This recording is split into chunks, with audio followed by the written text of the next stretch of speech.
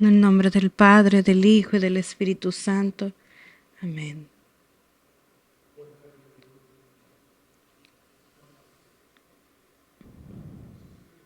Espíritu de verdad,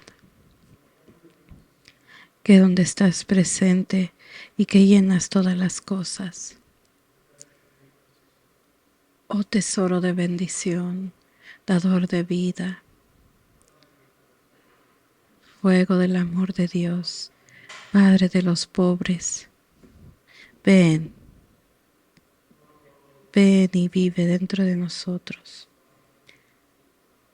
Alumbra, guía, fortalece, defiende y consuélanos. Límpianos de toda mancha y salvan nuestras almas, oh Señor. Amén. En el nombre del Padre, del Hijo y del Espíritu Santo. Amén. Por favor, de sentarse. Estoy muy feliz de estar aquí con ustedes esta noche en San Juan Nepomuceno, en Ennis, Texas. He venido desde lejos porque su pastor está bien persistente. Él verdaderamente es persistente.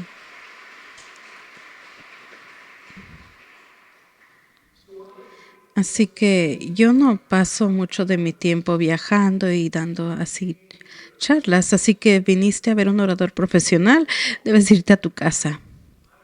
Yo dirijo una universidad en Norte Dakota y el pedido que se me piden, no puedo decirles que sí a muchos de ellas, pero era muy claro cuando el padre, su pastor, me dijo a mi oficina que cuán importante era su parroquia y cuán importante era su fe. Y el crecimiento de su fe es para él. De que nosotros sabíamos que tarde que temprano tendríamos que buscar la manera de hacer lo posible, y así que estoy tan agradecido porque él me escribió hace mucho tiempo y yo me sentía culpable de lo largo que tomó, pero estoy feliz que después de todo este tiempo puedo estar aquí con ustedes y de y de hablarles un poquito de lo que está pasando en el mundo y del efecto que está en el mundo y de nuestra fe y de cómo puedo encontrar la esperanza y la alegría del Evangelio en medio de todo esto. Vivimos en un tiempo de tanto miedo. Papa San Juan Pablo II sabía esto y él era un joven primero bajo el régimen de los nazis y luego bajo los comunistas. Y usted pensaría que él, mejor que nadie, ya teniendo testimonio de la violencia, de que San Juan Pablo II sabría mejor que nadie que en el siglo XXI sería un siglo de violencia, pero él no sabía que esto sería recordado como un siglo de violencia, ya que más personas habían sido asesinadas tanto como de la guerra como del martirio en el siglo XX, como de antes que todos los siglos juntos. Sí, en el siglo en el que muchos de nosotros nacimos fue uno de los siglos más sangrientos en toda la historia humana, pero él dijo y él creía que no sería recordado como un siglo de violencia, sino como un siglo de miedo. Es por eso que cuando fue elegido papa, él salió de su balcón y dijo por la primera vez, no tengan miedo. Y él lo repitió muchas veces durante el curso de su papado, Juan Pablo II. Nos decía, no tengan miedo. Claro, él estaba hablando de Jesús, que siempre lo decía siempre a sus apóstoles y a todos a los que él les predicaba. Jesús siempre lo decía durante su ministerio público, no tengan miedo.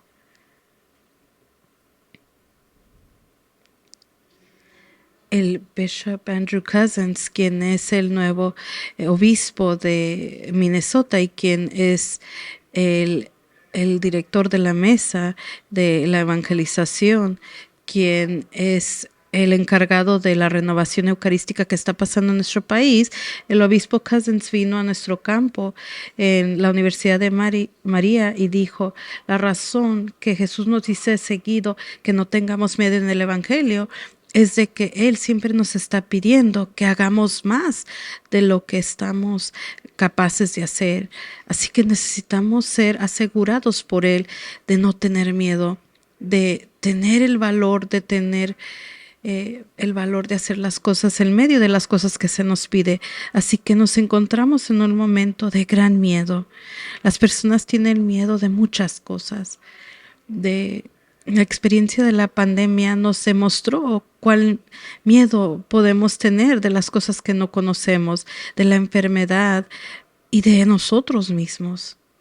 Pero no solamente vivimos en un tiempo de miedo, sino que también vivimos en un tiempo de mucho aburrimiento. Yo lo veo en mis estudiantes en la Universidad de Mary. Muchos de los que vienen de las mejores familias sólidas católicas de las que usted puede imaginarse, pero aún así que nacieron en la fe y crecieron en la fe, aunque son creyentes y discípulos de Jesús, ellos experimentan el miedo en la forma de ansiedad, en la forma de alguna manera de también a la misma vez en el miedo, que a veces el miedo debe ser para alertarnos. También experimentan una gran epidemia en nuestra cultura, que es el aburrimiento. El aburrimiento. Nosotros vivimos en una época en donde las personas a la misma vez tienen miedo y muy aburridas. La vida para muchas personas se pasa en una tableta o en un celular. Ahora ya eso también los aburre, dándole una imagen tras imagen y ya no significa nada. Se empieza a desboronar, no tiene sentido. Una de las personas que primeramente diagnosticó esto fue Walker Percy. Walker Percy era un doctor que luego se convirtió en un gran escritor. Fue un converso al catolicismo y eventualmente, cuando él se murió en 1990, unos meses antes, él se convirtió en un benedicto. Walker creció en el sur y cuando era un bebé, su abuelo cometió suicidio. Cuando él tenía 13 años, su padre también se suicidó y 2 años después su madre murió, probablemente del suicidio también. Y así que él estaba muy conflictado por dentro y torturado por muchas dudas, de miedo, pero también experimentó una cosa de no aburrirse, y entonces él se metió en las ciencias y luego se hizo un científico y un doctor y eventualmente terminando trabajando en el Centro Médico de Colombia en Nueva York. Él era un doctor fabuloso y una vez, mientras él estaba haciendo una autopsia, él le pegó la tuberculosis. Y porque no había algún tratamiento de tuberculosis en ese tiempo, solo que el descanso y recuperarte, a él lo pusieron en un sanitario en Nueva York, y en ese lugar tenía una biblioteca con 7,000 libros, y él leyó varios de esos libros filosóficos y trabajos teológicos y filosóficos de las personas en la fe católica, y en ese curso de tiempo eventualmente él se convirtió al catolicismo. Él dejó la medicina y se convirtió en un escritor. Él escribió muchas novelas fabulosas como el síndrome eh, y, y yo creo que su libro más chistoso es Perdido en los Cosmos, lo cual él subtituló el último libro de autoayuda. Él estaba escribiendo cuando Oprah apenas estaba empezando. En el momento de Donahue, cuando tú podías ir a cualquier librería en América y encontrar pues libros y libros de autoayuda. Y entonces él escribió Perdido en los Cosmos, el último libro de autoayuda. Y al principio él pone un pequeño examen para que tú te des cuenta si estás perdido en los cosmos y si tienes que leer su libro para la ayuda. Y pues ese pequeño examen es una serie de preguntas que te evalúas sobre el aburrimiento, donde te preguntas si estás aburrido y por qué estás aburrido. Él anotó que la palabra aburrida no aparece en ningún lenguaje hasta el siglo XVIII. Él decía, ¿por qué? ¿Por qué es que no había una palabra hasta hace poco, unos cuantos años, que las personas no se aburrían antes? Decía, ¿acaso los animales o los perros son más inteligentes que uno? Porque un perro solamente cuando se aburre se duerme. ¿Será que los perros ya sepan lidiar mejor con la vida que uno? Pero entonces él da un significado significativo del aburrimiento. Entonces él dice que el aburrimiento es uno mismo atorado con uno mismo. Y entonces él da un pensamiento. Dice, imagínense de esto. Imagínese que usted es parte de un grupo de turistas y está dando una excursión de Grecia. El padre me estaba mostrando las fotos de Medjugorje en la que él fue en su peregrinación y cómo fue transformativa para él. Quizás tú ya fuiste de peregrinaje y ya te puedes dar una idea de lo que es esto. Imagínate que eres tú parte de una excursión en Grecia y todo está arreglado para ti, tienes comida, tienes aire acondicionado, tienes guías, tienes un buen hotel, las guías que se saben todo, la historia de lo que te están mostrando. Y entonces vas al Parthenon donde está en el Acrópolis, en la parte alta, ese era el gran templo de Atina, el dios de la guerra y el patrón de Athens. Y entras allí y ves y pues que te aburres y que todos alrededor tuyo están aburridos y que están bosteceando. Tú miras y ves que ya está saliendo el zacate entre las piedras y que ya en la fachada pues ya se ven manchas de la lluvia ácida y tú piensas, esto se miraba mejor en los panfletos que nos daban y pues tú estás aburrido. Y entonces él dice, ¿por qué debes de estar aburrido? Si estás viendo uno de las maravillas más grandes del mundo, viendo algo que muchas personas han visto a través de los siglos. ¿Por qué debes de tener aburrimiento al ver algo tan increíble en buenas condiciones? Con una buena guía, con comida, con acondicionado, con un hotel. ¿Por qué tienes que estar aburrido? Y entonces él dice, imagínate la circunstancia en donde ver el Parthenon no te hace que seas aburrido. Tú eres un comandante neocomandante del ataque de la ciudad. Tú estás parado y que estás esperando un ataque de los sovietas a los rusos y que 500,000 de griegos ya se han muerto esa mañana.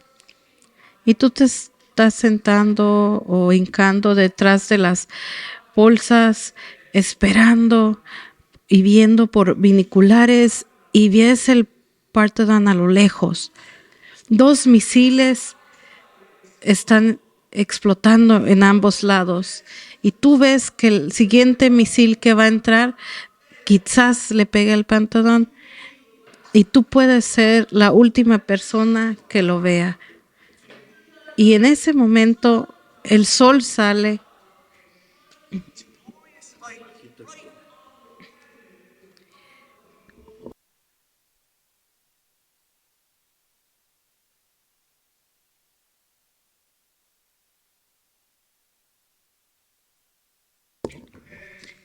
Puedes ver el Partedón.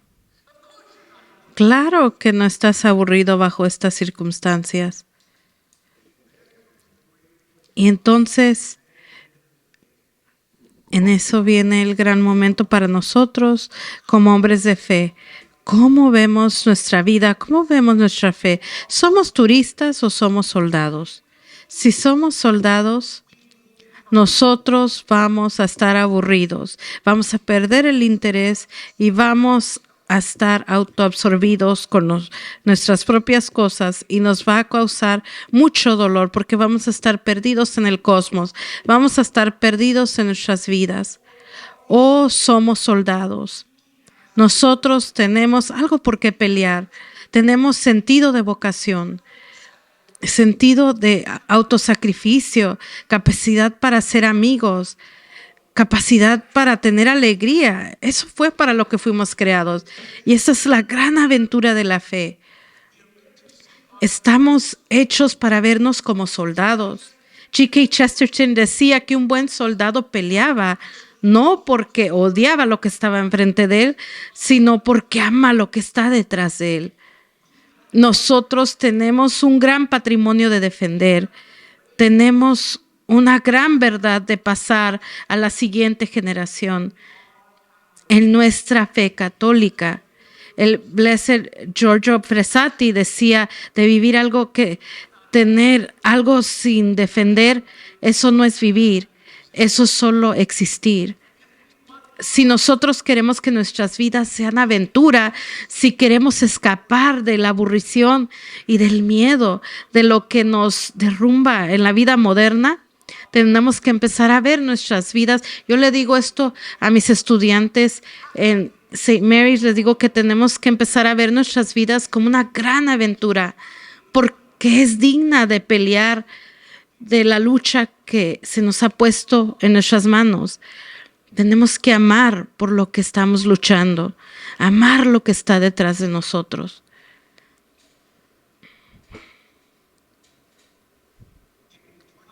En el 2020, la Universidad de Mary publicó un libro pequeño que dice de cristiandad a la vida apostólica. Yo sé que algunos de ustedes ya la han leído y el padre les puso un pedazo en el boletín. Pero simplemente quiero comentar en algo en conexión con esta pregunta de nuestro llamado de vivir nuestra fe vibrantemente y vivamente en el mundo y la circunstancia en la que nos encontramos. Esta cita empieza en el principio de la cristiandad a la misión apostólica.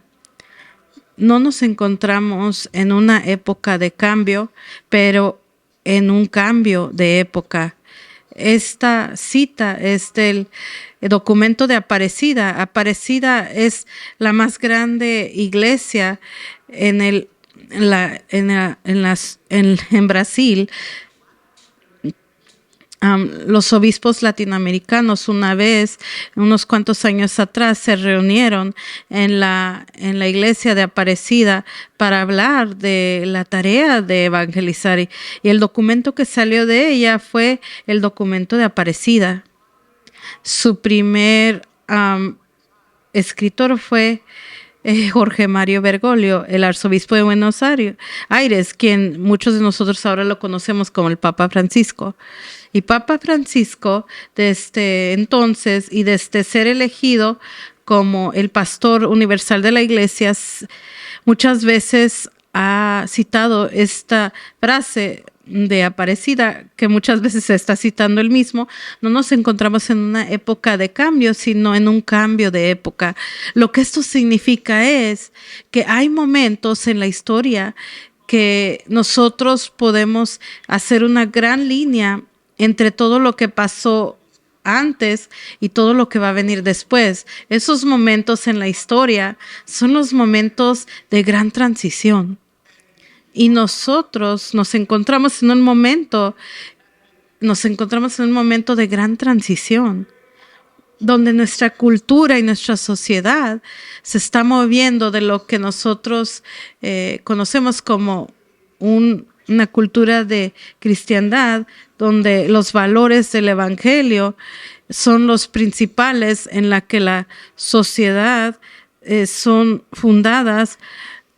Nos estamos moviendo de una sociedad cristiana en una época apostólica, porque nuestra cultura ha cambiado bajo nuestros pies y ahora nos encontramos en una cultura post-cristiana.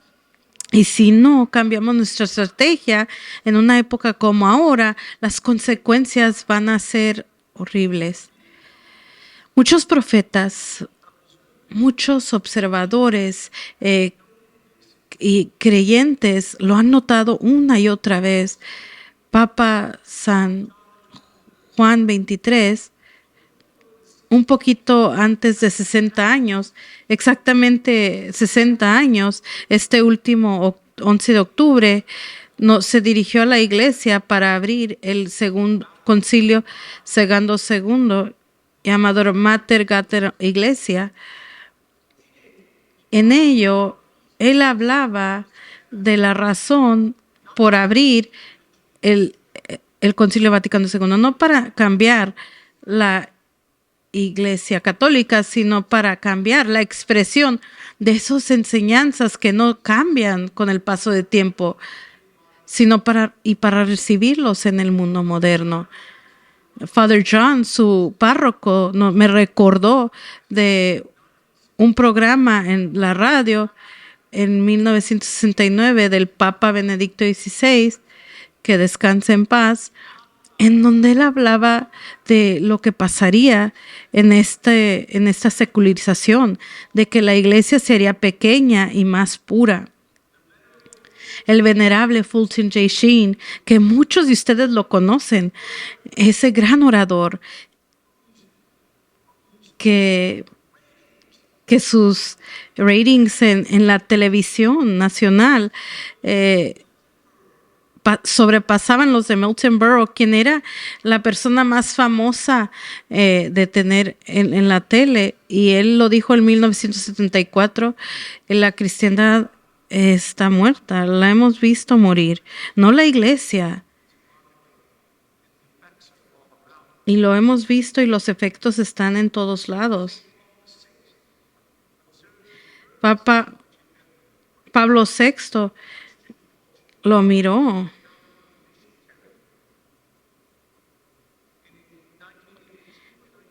En 1993, Papa Juan Pablo II fue a Haití a una reunión con los obispos latinoamericanos, donde él usó por la primera vez la frase que ya se ha convertido en algo muy popular, la frase nueva evangelización. Y él dijo que la nueva evangelización es la antigua evangelización. Es la proclamación del reinado de Jesús. Pero él dijo que sería nuevo en tres cosas: en método y en expresión. Yo diría que también es nueva en su circunstancia. Y esto referencia el libro pequeño que se puso en su boletín este fin de semana, que hablaba de las nuevas circunstancias en las que nos encontramos.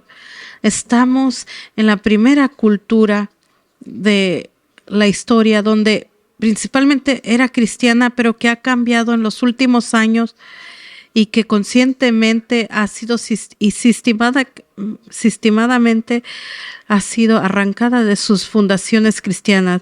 Así que hay una diferencia entre ganarte el corazón de una joven que nunca ha sido amada o ganarte el corazón de una persona cínica divorciada con su ex, con la persona que se divorció, que es una tarea muy difícil. Y nos encontramos en una revolución tecnológica que ha alterado casi todo lo que cómo vivimos. Así como las personas de hace 100 años estaban más cercanas a la gente de Jesús que nosotros hoy en día. Así es más o menos como ha cambiado el tiempo de nuestros abuelos que pasaron de andar en carruaje que ahora andar en avión. Pero eso ahora tiene implicaciones para nuestra fe. Y ahora nos encontramos en un momento donde las heridas no son heridas morales. Claro, tienen un carácter moral, pero son heridas intelectuales que ahora tienen una respuesta intelectual. Y puedo empezar a hablar a profundidad de eso, pero también nos encontramos en unas circunstancias nuevas, porque en el mundo en el que vivimos hay una guerra civil, cultural, en los últimos 300 años, competir en las mentes y almas de las personas.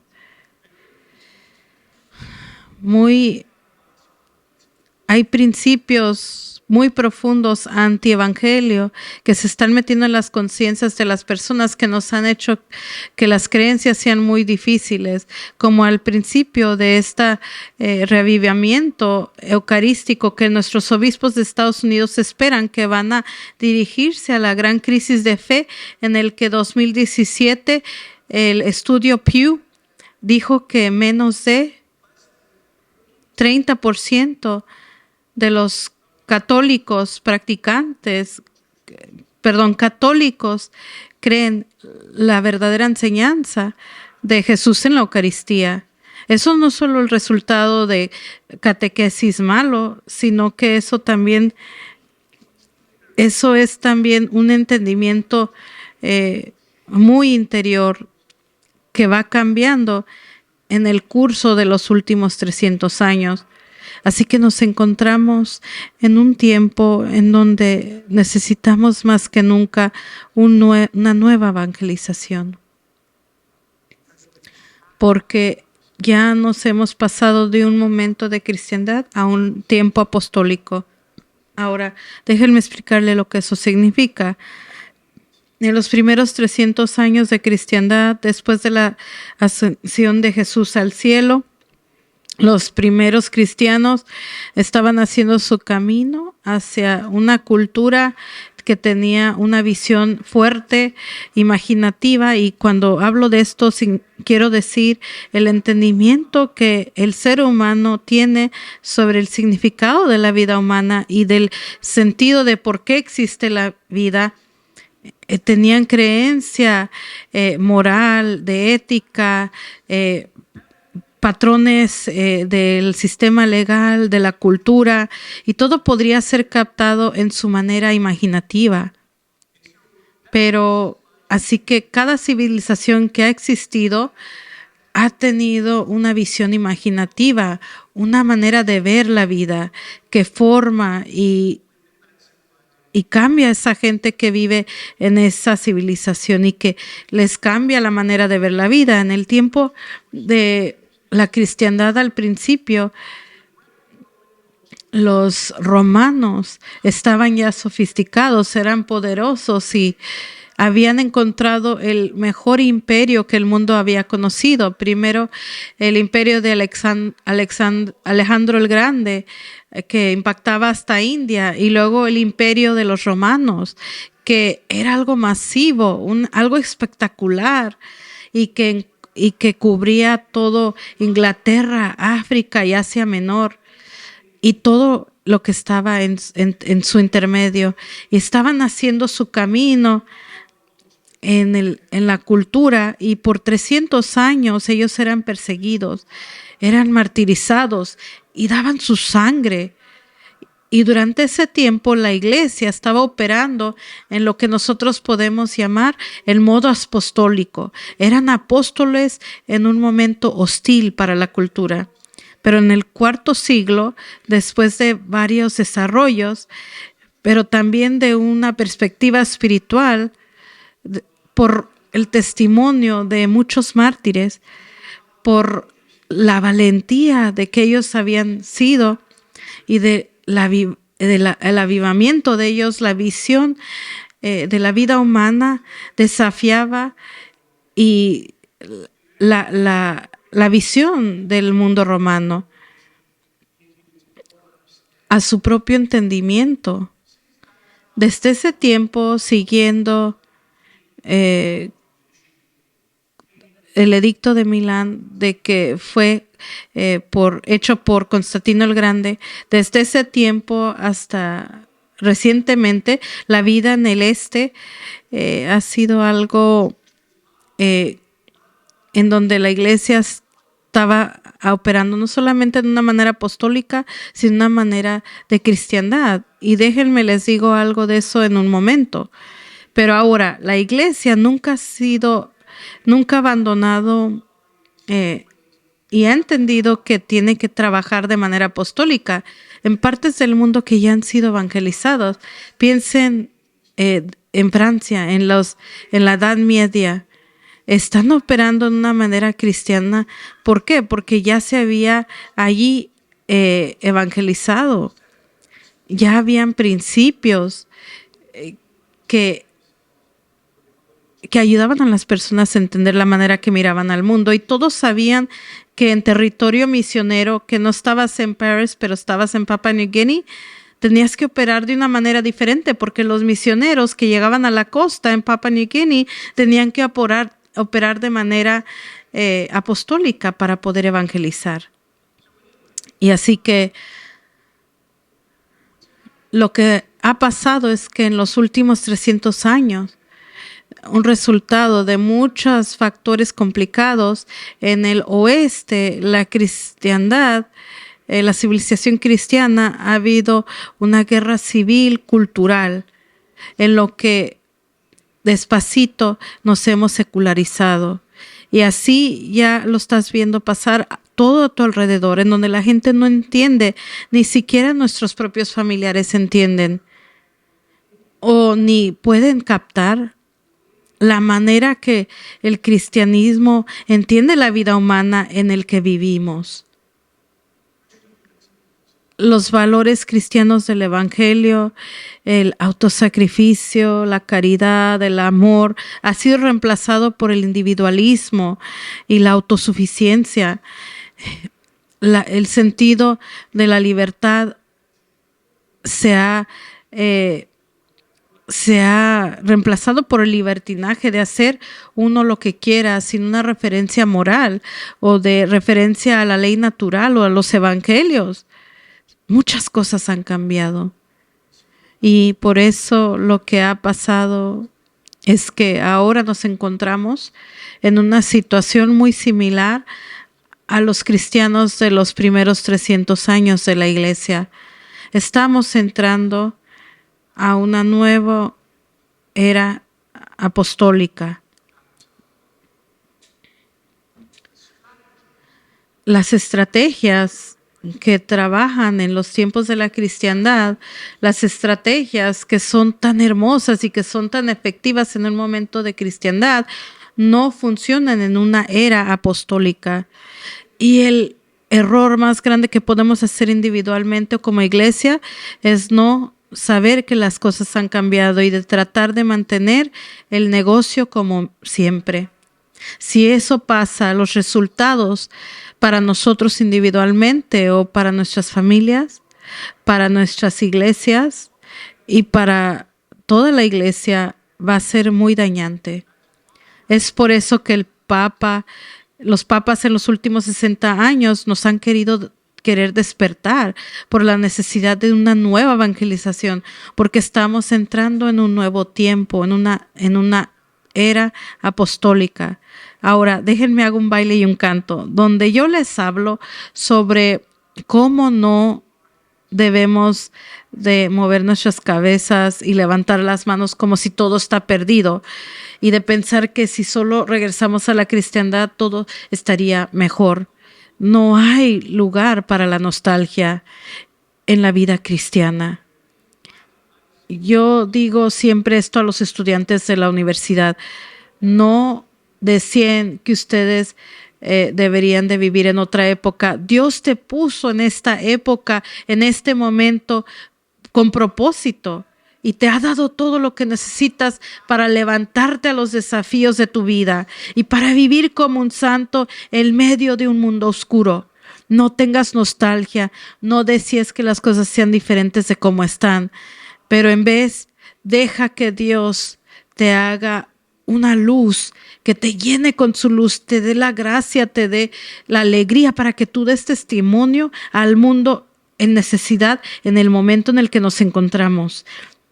Hay ventajas para estar en la cristiandad, pero también hay desventajas.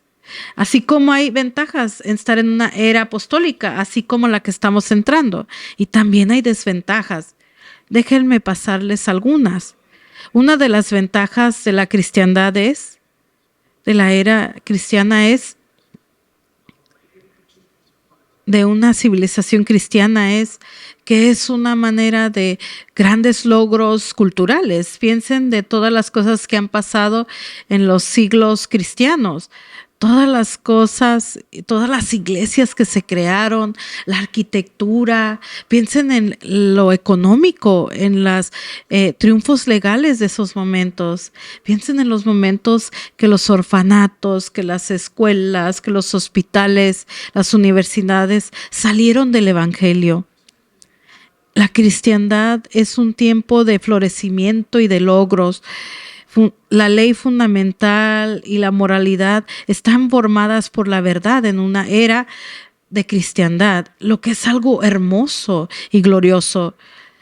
Otra ventaja de la cristiandad, y déjenme lo digo un poquito, y lo voy a decir cuando hable sobre el tiempo apostólico, es de que es más fácil que un momento de cristiandad, es más fácil criar a los hijos porque en ese tiempo todas las personas a tu alrededor te ayudan a criar esos hijos para que tú tengas una imaginación cristiana y tengas un sentido de moralidad. Y lo dulce de Cristo nos llena el mundo en tiempos cristianos. Hay mucho hermoso y hay algo bello de esto. Y la cristiandad viene de un resultado de la efectividad de la evangelización de la iglesia. Y en tiempos de cristiandad, lo único que tiene que hacer es uno mantener las cosas bien. Es algo hermoso en tiempos de cristiandad. Esa es la ventaja de la cristiandad. Pero las desventajas de la cristiandad son que la cristiandad no se puede prestar para hacernos tibios. Las personas se pueden hacer tibias y dejarlo todo resbalar y flojas de las prácticas de su fe en un tiempo de cristiandad. El gran pecado en la cristiandad es la hipocresía. Pretender que nos importa más la fe y Dios que lo que realmente nos importa. Eso se ve lo ves en el contexto católico. Hay una historia de un cardenal católica que una vez voló a Roma, en Italia, y claro, Italia es una cultura muy católica, en donde más de las personas no practican su fe, pero culturalmente son católicas. Así que este cardenal voló a Italia, al aeropuerto Fiumicino en Italia y se subió a un taxi.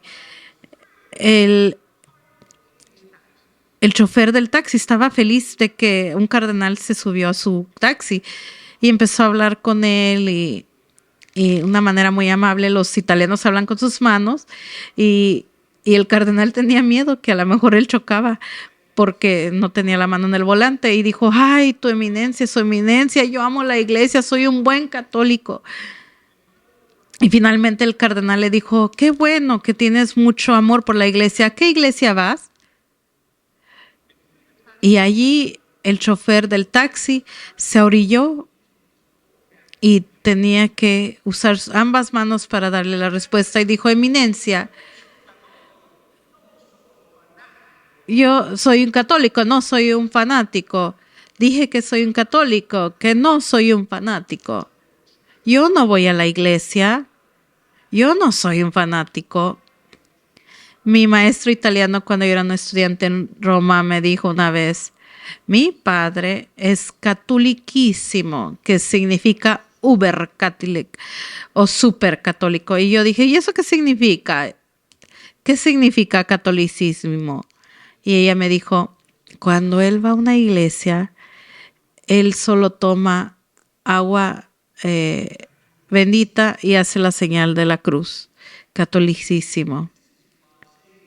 Esto es a lo que voy de cuando son católicos tibios, católicos culturales, en un momento cristiano, cuando tú te asocias con la iglesia, porque la iglesia puede ser poderosa, tú puedes lograr para ti poder. Y así que la gente que tiene hambre de poder o que son ambiciosas, esto incluye a papas y obispos y sacerdotes, y hay mucha corrupción que se puede dar en un momento de cristiandad, que ha pasado una y otra vez. Y hubieron grandes reformas durante los tiempos, personas como San Francisco que venían a renovar la iglesia. Y hay un cambio institucional. Uno de mis amigos es un vicario general en España y dice que cuál es su desafío más grande y dice que terrenos. Y yo le digo, ¿cómo es que eso puede ser para ti un desafío? Y dice, y es que en mi diócesis, la diócesis tiene 45% de lo que se puede rentar de las casas, y eso es un dolor de cabeza. Y fíjense, ese es un problema de la época cristiana, de que la iglesia sea tan rica y que su problema principal no es la salvación de las almas, sino los terrenos y el poder rentar las propiedades. Así que hay desventajas en la cristiandad. Y las desventajas en un momento apostólico como el que estamos entrando, que es lo que nosotros tenemos que empezar a ver. En una era apostólica hay una gran purificación, porque es más difícil de vivir la fe en un tiempo apostólico cuando la cultura todo a tu alrededor está opuesto a tu fe y tus valores. Hay menos hipocresía. Y como un resultado, la vida cristiana, la vida de fe se vuelve más intensa, más cambiadora. Una vez a mí se me dijo una historia de los cristianos rusos que en lo más alto de la persecución de los sovietas, que no podían orar, ellos se reunían en una granja para rezar en privado y en secreto. Y una noche un grupo de soldados entraron a la granja con pistolas y les apuntaron los rifles y les dijeron, nos mandaron aquí porque sabemos que reuniones de oración se están llevando a cabo aquí en esta granja y nosotros vamos a ejecutarlos a todos ustedes en este momento. Ahora, sabemos que hay cristianos. Hay dos cristianos, hay unos que solamente nada más vienen por presión y hay unos que realmente no creen. Si tú estás en el siguiente grupo, tú te puedes ir ahorita. Y solo un grupo pequeño se fue. Y cuando las puertas se cerraron, los soldados se sentaron, dejaron sus pistolas y dijeron, nosotros somos católicos, nosotros somos cristianos también, ¿podemos rezar con ustedes también? ¿Podemos rezar con ustedes? La fe toma una gran purificación. En la época apostólica, la aventura de la fe es más clara. Entre el clero hay gran purificación. Hay gran integridad, porque las personas que están buscando una vida fácil buscarán otra cosa que hacer, no de ser sacerdote, en vez buscarán otra cosa que hacer y como resultado hay más santidad entre el clero, hasta también en los laicos. Otra ventaja del tiempo apostólico es que tenemos una oportunidad para lo que siempre ha sido considerado en la vida del cristiano, es que tenemos la oportunidad de ser mártires. Primero, el martirio blanco, de ser testimonios para la fe, de ser humillados por nuestras creencias. Aun cuando Dios nos sonría por el martirio rojo y de nosotros dar nuestra sangre por ese que nos ama más y al quien amamos sobre todas las cosas, el martirio es una de las ventajas de los tiempos de la cristiandad, pero también hay desventajas de un tiempo de cristiandad y otras son obvias. Tienes más caos y más oscuridad en la sociedad. Hay mucho error en todas sus formas y en todo lugar por la pérdida del Cristo. Cuando tú miras para afuera hacia el mundo y empiezas a desmotivarte, empieza a verlo con ojos espirituales. Sabes que una de las razones por esto es porque muchas personas están dejando de ser bautizados. Menos personas se están bautizando. El bautismo no es solo un rito vacío, es rescatar un alma para la posesión de Dios como Dios Padre y entrar al reino de la luz. Y eso significa algo, aunque nosotros no lo podamos ver inmediatamente. En una sociedad en donde personas menos y menos están bautizando, puede haber y hay más oscuridad, es inevitable. Hay una tentación de comprometer en una era apostólica para creer y de dejarle a las personas saber que creemos.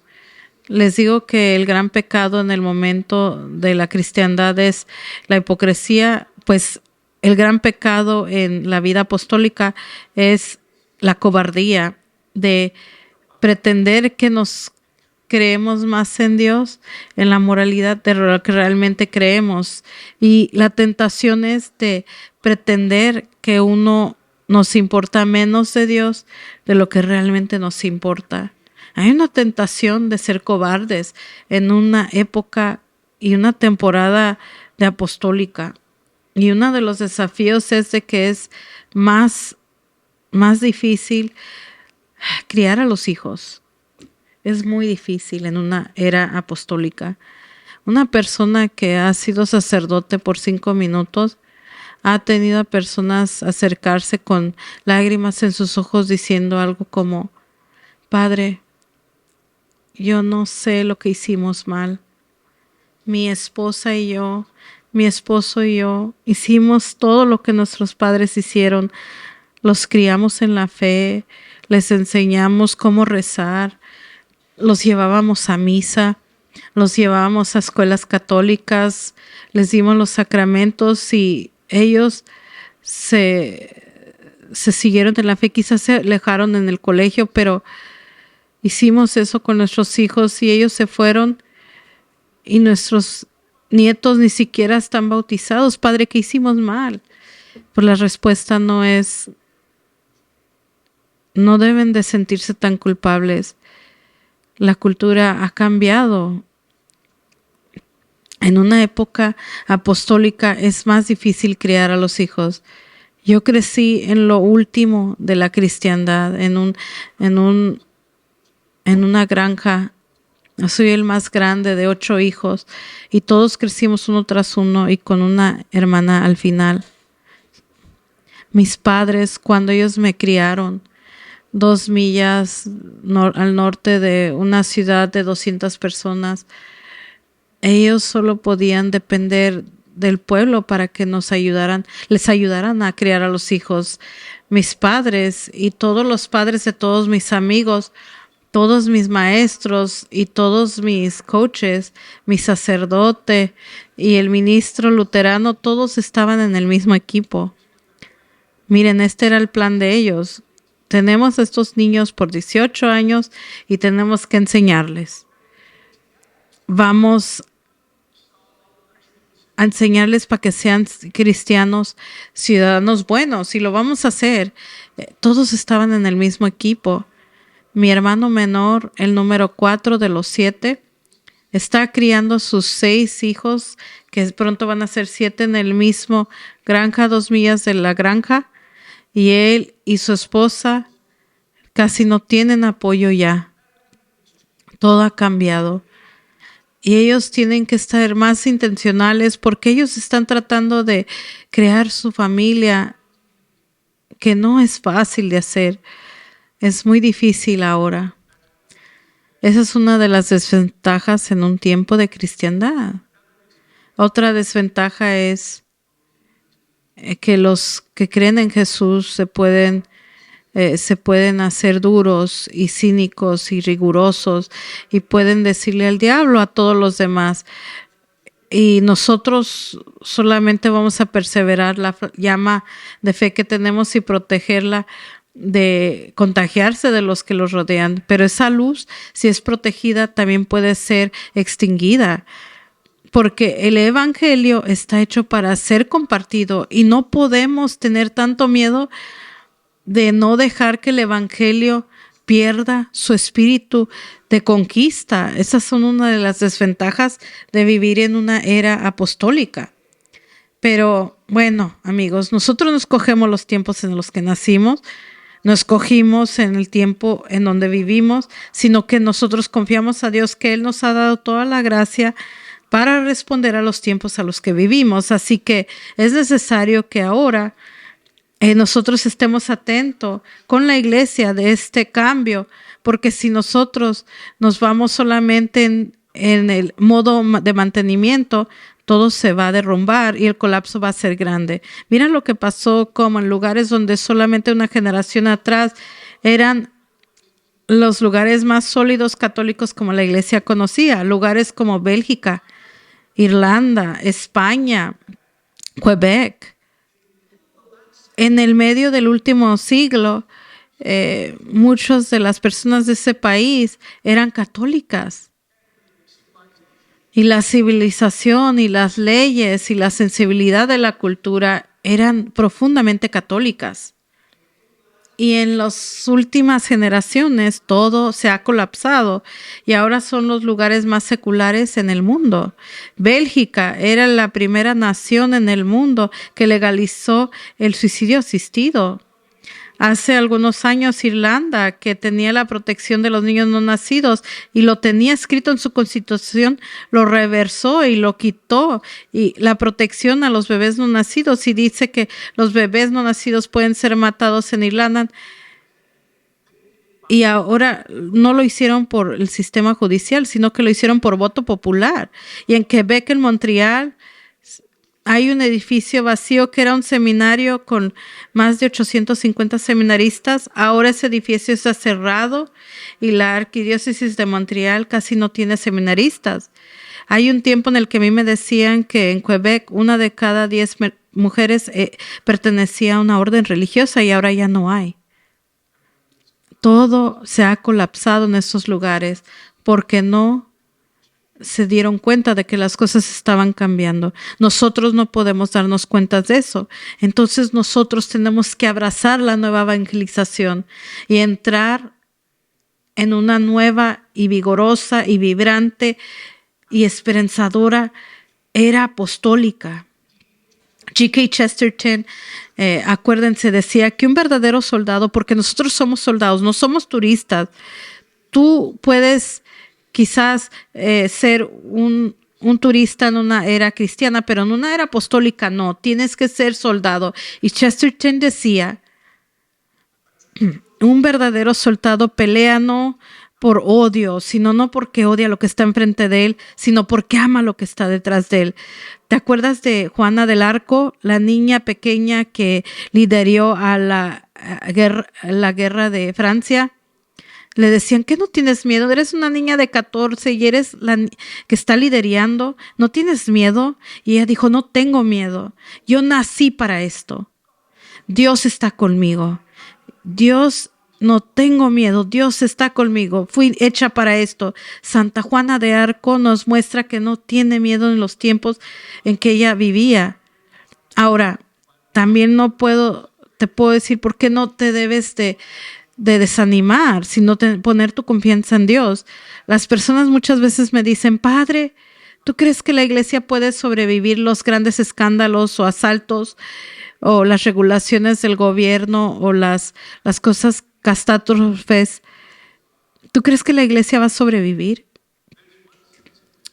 Y hay un sentido en el que un sentido sociológico y una perspectiva, nuestros números están bajando.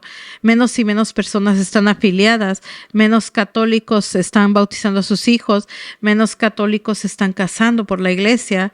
Las cosas no se ven bien. Ustedes vieron las estadísticas en cuántas personas dicen que son católicas y que no creen en la presencia de Jesús en la Eucaristía aquí presente.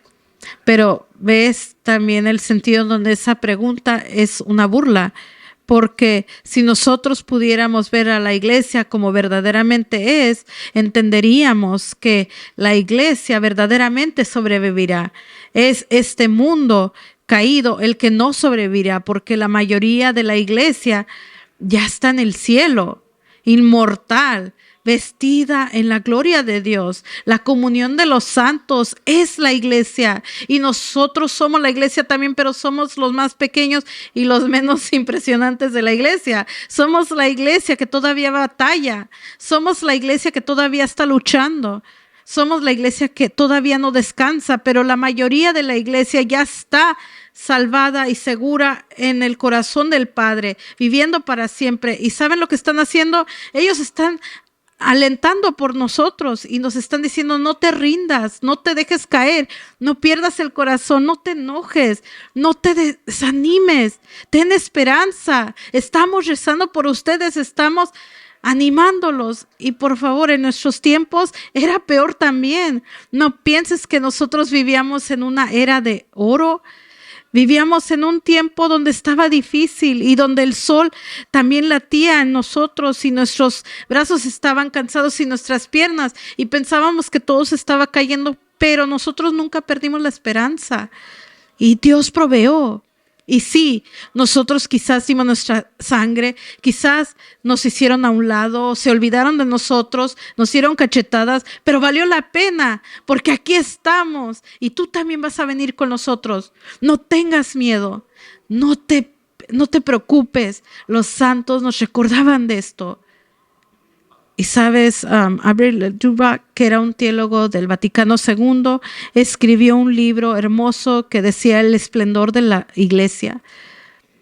En ello decía una gran visión que viene de Paul Claudel, quien era un poeta francés y que lo hizo del Cantar de los Cantares, y Claudel decía que era el esplendor de los... Nosotros tenemos que recordar que se nos deben de olvidar los recursos que tenemos porque pertenecemos a la iglesia, ambos gloriosa y triunfante y militante aquí en la tierra. La iglesia entera sufre en purgatorio. Todo eso es nuestra familia. Y nosotros tenemos que acordarnos que nosotros tenemos a nuestra disposición, por el amor y el servicio de Dios y la proclamación del evangelio, no solamente nuestros propios poderes, pero tenemos todo el poder de todos los santos y de todos los miembros de la iglesia, desde la Virgen María en las alturas de los cielos y los apóstoles con ella, hasta los más pobres leprosos en África que están hincados en África rezando. Tenemos que recordar que nosotros podemos pensar con la mente de Santo Tomás de Aquino, porque Él es de nosotros. Nosotros podemos pelear con el brazo derecho de San Miguel Arcángel, porque Él es de nosotros. Podemos amar con el corazón de Santa Teresita del Niño Jesús, de Santa Catalina, porque son de nosotros. Toda la valentía de los mártires, toda la inteligencia y sabiduría de los doctores, todas las oraciones de las pobres clarisas son de nosotros, porque nosotros pertenecemos a ellas. Y ellos pertenecen a nosotros, y como resultado, sin importar las circunstancias en las que nos encontremos o cuán duro sea nuestro desafío, nosotros vamos a pasarla y librarla. Y ellos van a venir con nosotros cuando lleguemos al cielo y nos van a decir cómo fue de vivir en esos tiempos épicos, en los primeros años de la nueva era apostólica. Esta es la promesa que Dios nos da. Y nosotros podemos levantarnos al desafío. Tenemos todo lo que necesitamos si nos agarramos firmes a la fe, en valentía y fe. Y nunca debemos de tener miedo y nunca tenemos que estar aburridos.